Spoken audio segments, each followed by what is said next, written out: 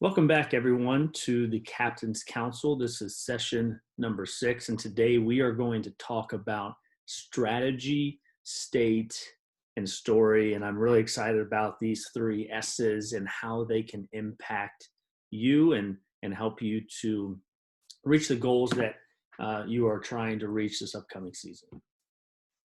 And as usual, I'd like to start with providing you some time to reflect on the seasons thus far. In particular, what's happened in between these last sessions, and to think about if you've reached the goals that you've set to this point, and if not, then why you think that might be the case. And then to also think about the specific behaviors that are happening on your team that need to stop, and what your plan is to influence this. The next exercise here is the overview for session 5, which was pretty simple and straightforward. We talked about what the 3 types of goals were. Habits of high performers, what were those 6? If you can think back and try to talk through those again and what each one of those consisted of, and then explain to somebody else what the habit loop was, and ultimately why habits are so important in helping us achieve the results that we're looking to get. Once those have been completed, I want to talk to you about these 3 S's and how one of these 3, or a mixture of these 3, are either helping you to reach your goal or are the ones that are hurting you and stopping you from reaching the goals that you've set forth. And so when we think about strategy, think about if your goal is to lose weight, and your strategy and your approach to reaching that goal is to not exercise and to just eat ice cream and cake every day. Well, that strategy is not going to get you to where you need to go, right? And so what we want to do is have a strategy where we're limiting our caloric intake, we're exercising, we're journaling about our nutrition, how we're feeling, we get an appropriate amount of sleep. Like, those are all approaches and an overarching strategy that we want to take to help us reach our goal, right? So that's pretty simple. The next one is about our mindset and the way that the type of mental skills that we have. And a lot of times the mindsets that we are in really stop us from becoming and getting to where we want to go. And thirdly is the story. It is the beliefs that you have about your life and the way that you think about who you are. We'll talk about the narrative theory of identity. And stories are incredibly powerful. In PSYOP, we talk about how narrative warfare is a real thing that we have analyses for, and that we take into consideration for any battle that we go into. Is what are the stories and the narratives that are playing out within this operational environment? Who are all of the actors and characters, and what are their perceptions about who they are and about the villains that are in their life within the operation environment, and all of the nodes that exist and how they interconnect. And so we take that in consideration because many generals would say that the future of warfare is cyber and narrative. And so it's this concept about story and the power of how they drive behavior. And a lot of times the story that we tell about ourselves, even about our team, really limit us many times about why we've gotten to where we have, again, why that's happened, and then what is the plan moving forward, and so to speak. And that story of the past many times will hurt us. So these are the 3 S's. I'm excited to get into each one of these. And to start, we'll talk about strategy. And so there is a difference between strategy and tactics. Tactics are usually the means in which we obtain some objective. And strategy is this overarching campaign plan that help us to, in our decision-making in ways that govern the tactical execution.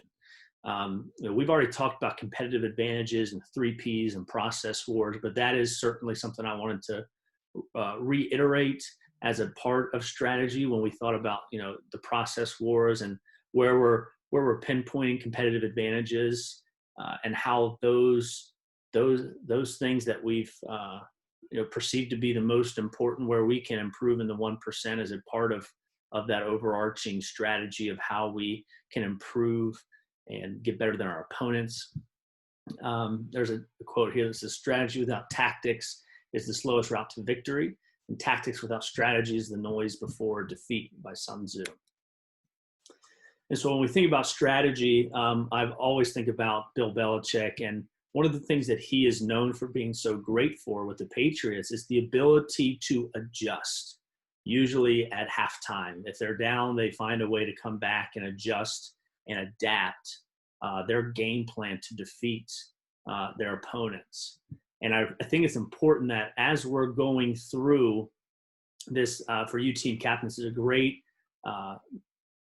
thing that you should be involved with your coach in, is helping the coach to develop strategy, to get you to think on your own, to get your input, and for him to mentor you in that case. Because at the end of the day, it doesn't really matter what the coaches know. It matters what the players know, because they're the ones that are going to be the ones executing. And so to get them, to get you as team captains to start thinking about how to be a better, and to think, I would say, think more strategic, is important. And the ability to make adjustments on the fly is a valuable skill set for you as a team captain, as you try to influence your team and help others within your team be able to do that as well. Ultimately, you want to take ownership in regards to adjustments, because creative people that think differently, they always believe that there's an answer. There's always a way to win. It just is a matter of your strategy and the tactics and the way that you adjust throughout. Another thing that's really interesting is what is called the metagame. And it's this idea that when you come against somebody, an opponent, especially one that is known to be far superior than you, this is something that you should think about doing, is playing a different game than your competitors, one in which they're not prepared for and one that they can't play. And there's a book that's called David and Goliath by Malcolm Gladwell, and he did a bunch of research to look at what in the history of the world, especially in particular wars, when a Goliath, like these big countries that had 10 times the amount of numbers and resources than a war that they're going against that was much smaller than them, a country that was much smaller, how often did the Goliaths win versus David's? And then in what circumstances did David's, the smaller countries, triumph over the giant? And what he found was that when, we'll call them Goliath, or these big countries, when David fought them in the same way that Goliath was fighting, they lost, I believe it was 80% of the time. But when David fought Goliath, these small countries fought the bigger countries in an unprecedented way, or unconventionally, David actually won 60% of the time.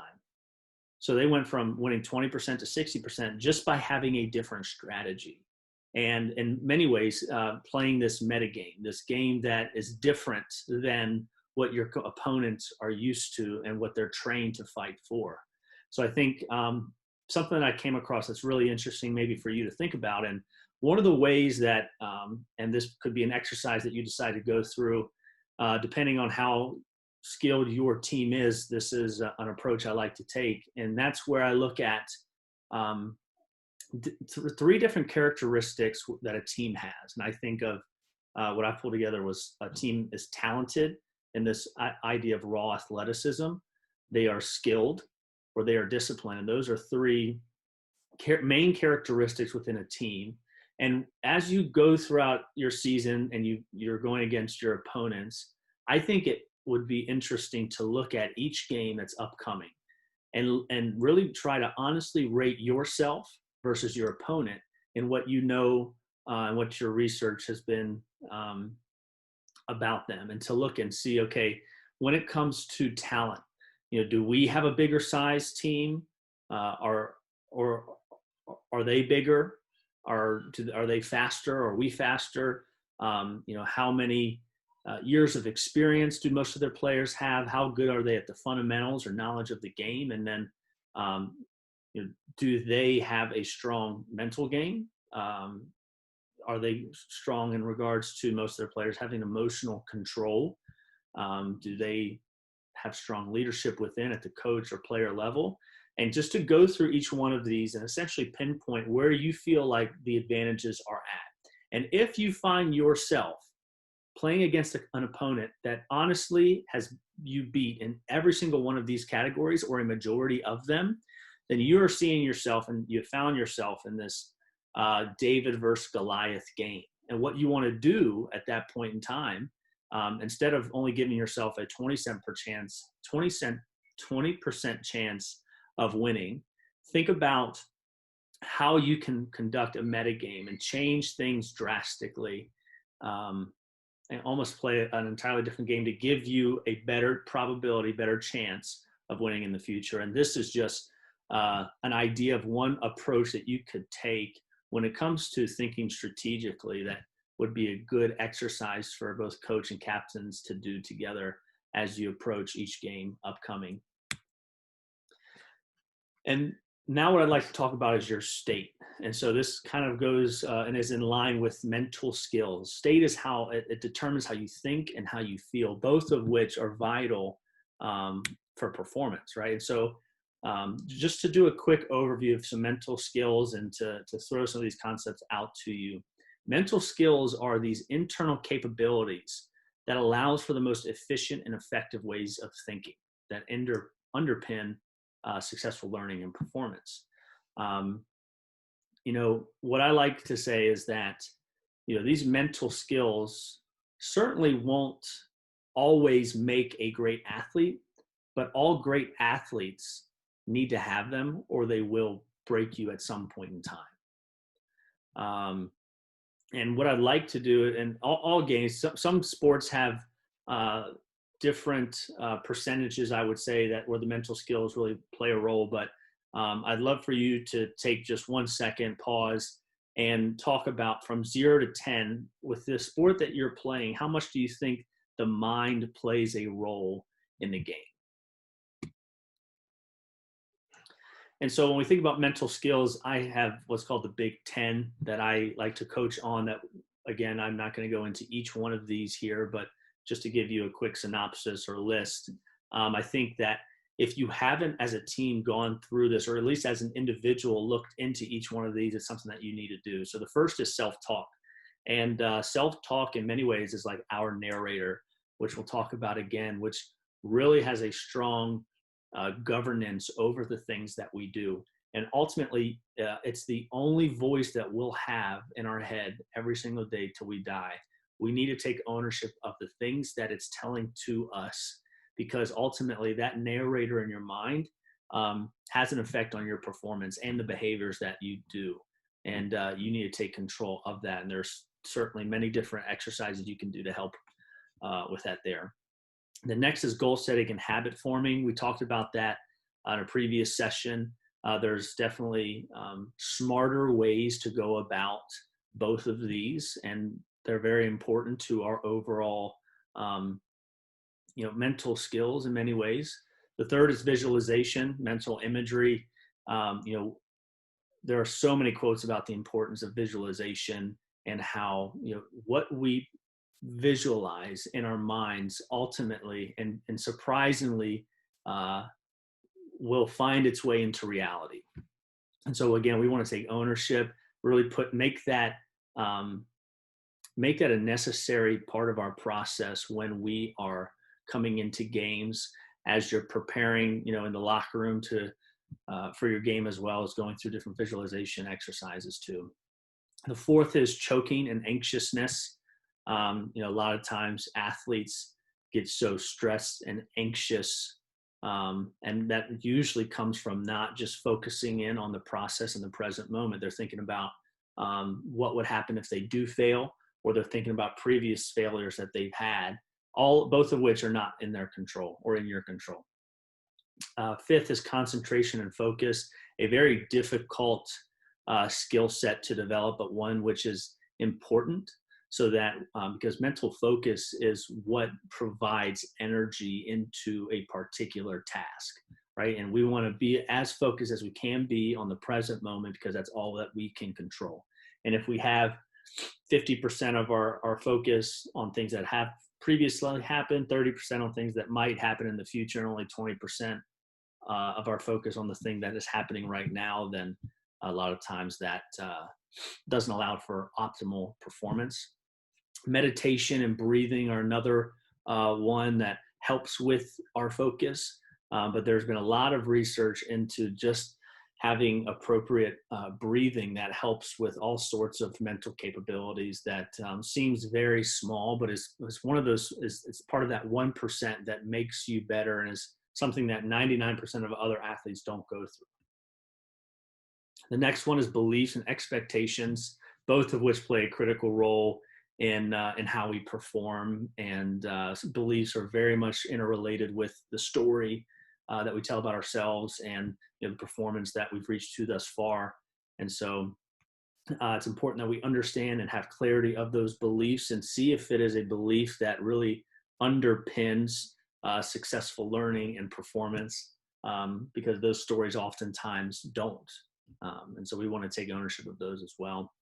The next is confidence. That plays a critical factor in our ability to have the right mental state and approach to the games and the opponents that we come into contact with.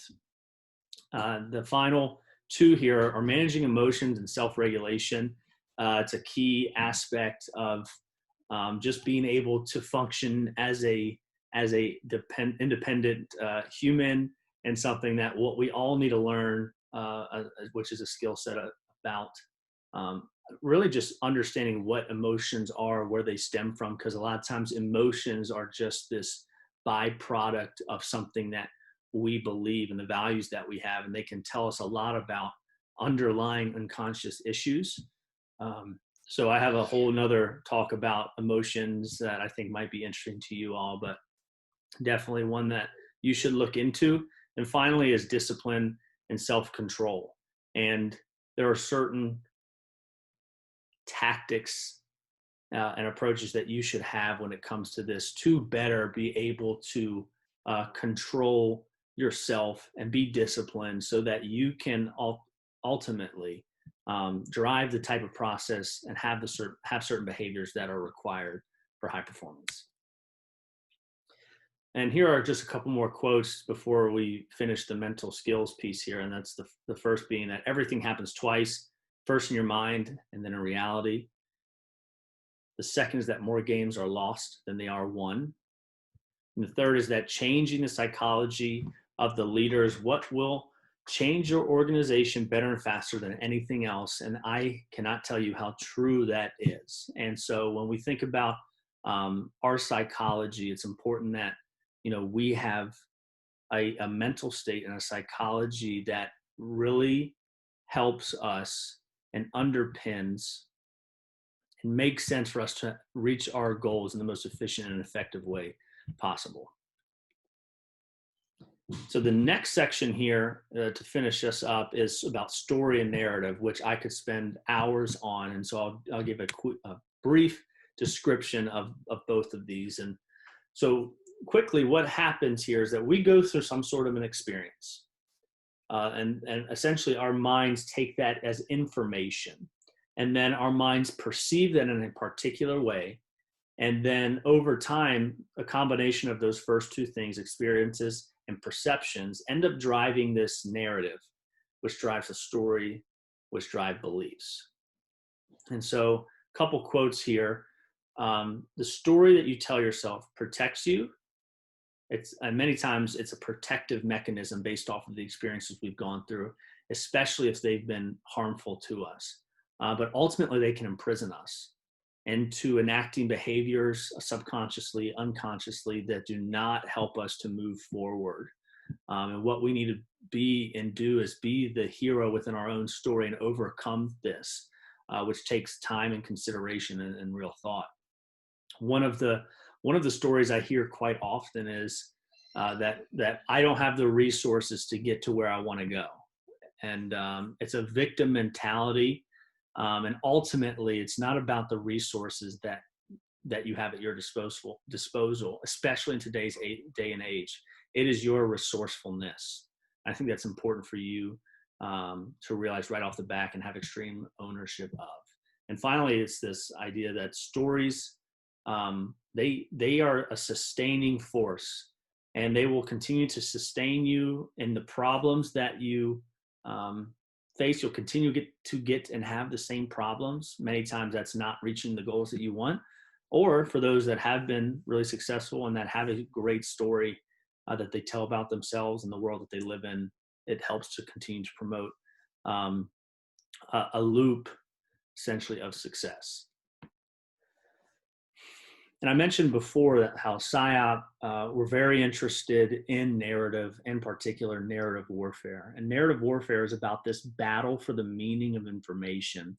And again, as we go through different experiences or we consume information, we have somebody, a narrator essentially, kind of like as part of our self-talk, and is actually called the neural story net, that ultimately takes that information and based off of our prior stories and beliefs, filters that information in different ways subconsciously. And it ends up driving this story. And so it's very powerful. And narrative theory of identity says that, we have a story about ourselves, and that story is our identity, which I think there's a lot of research to back. And so if you want to change who you are, if you're not a fan of really of who you are, your capabilities, your skill sets, you've always seemed to fail, it's important that you just reshape that story about yourself. And especially as a team captain and coach, your team has a narrative as well about your identity. And it's important that you try to craft that as well. At the bottom here, I have this theory of adult development by Robert Keegan, and it says that we go through certain transformations throughout life, and it's just important. I won't go into this. I think that you should do some research, but ultimately, when we get to the self-authored mind, it's this idea that we finally come to a place where we realize that that we are in charge of our own stories, and we can author our own future, so to speak. So I recommend, if you haven't never heard of him, do some research there, because that's all about proper psychological transformation and how we go through different stages. And unfortunately, depending on what level you're at, many people stay in the imperial or socialized mind. And so we want to try to do our best as leaders to get individuals to realize that they can shape their own story. And I mentioned already this idea of the NSN, or the neural story net, how it acts as like a narrator and filters information based off prior beliefs and other narratives. And then what I think is really useful for you all is what's called the narrative fallacy. And had this, every coach does this. This happens in sports all the time, where there is some sort of an objective that takes place, or an action, and a lot of people try to interpret how somebody got there by taking this information and putting it into a story structure. And a lot of times, that's just something that we do naturally because we have this love of stories, because stories were for thousands of years how humans communicated. And so it's a powerful mental wiring that we have. But ultimately, many times this narrative fallacy happens when we insert information or structure it in certain ways that isn't really accurate. And the reason that that's important is because it will impact future decision-making that we have. And so we want to do our best to try to limit narrative fallacy and all biases in general as much as we can, so that we can optimize the decision-making that we're capable of having as leaders. So that's the 3 S's for today. I hope that was useful. Just remember that, if you're having trouble or struggling as a team getting to the goals that you want as a program, or even at the individual level for you, really think about these three and realize that most likely you're not getting to where you want to go because of either one or a mixture of all three of these. So I hope that, again, this was useful, and I will see you again for the next session on the Captain's Council.